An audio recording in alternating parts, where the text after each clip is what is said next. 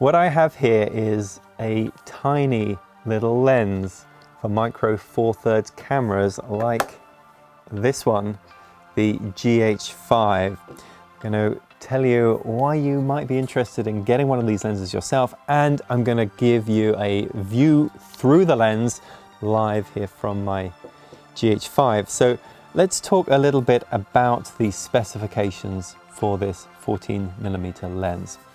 So it is a 6-element lens.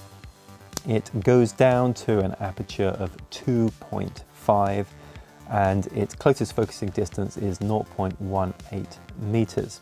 Now if you take a look at it, it is absolutely tiny. So if you remove the lens cap and the back there is just almost nothing to this. It weighs virtually nothing and it really is a bit of a pancake lens.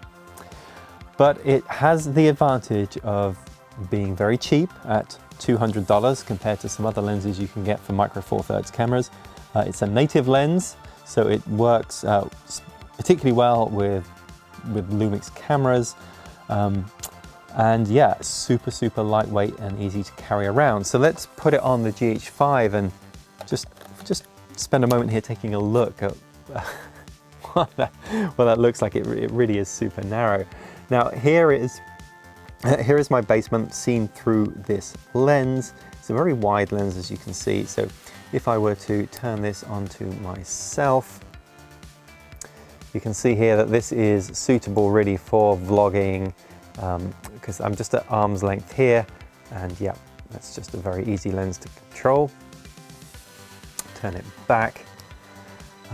Yeah, and then if we look at the aperture here, we're at 2.5. So we can go lighter and darker than that, but 2.5 is as low as we can get. And that means that this lens is really suitable in a lot of low light situations. So if you're shooting indoors in particular, if it's not particularly bright where you are, if you're shooting outside at night, then cameras like the GH5, they're not known for their low light performance, but when you can open up your aperture to 2.5, that does allow a lot of light in. It means you don't have to bump up your ISO and you avoid all of that sort of grain that you would otherwise get. So great for low light situations.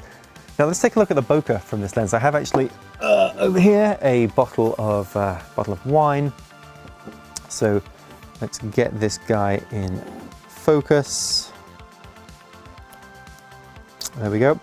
And then we can see behind us here, we've got a pretty good bokeh. If we come in even closer, because this is such a wide lens, we can really blur out the background a bit more, and look at that. Doesn't that look nice? Now the other thing to say about this lens is there is no onboard stabilization. I think that's probably no surprise considering how small it is, but it can of course take advantage of the stabilization of the GH5 camera behind it, which means we can do these smooth pans up and down here, and everything looks great. So my impressions of this lens and why did I get it? I have so many lenses. My reason for picking this lens is actually for my overhead camera up here. I wanted a lens that was nice and bright, and also I didn't want to spend a huge amount of money on it, and this gives me exactly what I want. It's wide enough to capture everything that I want, and it is super in low light situations, so I don't have to worry about bumping up my ISO. And yeah, at $200, I think this is an easy purchase. This is something you can throw in a bag, and it's not going to take up any room, it's not going to add any weight.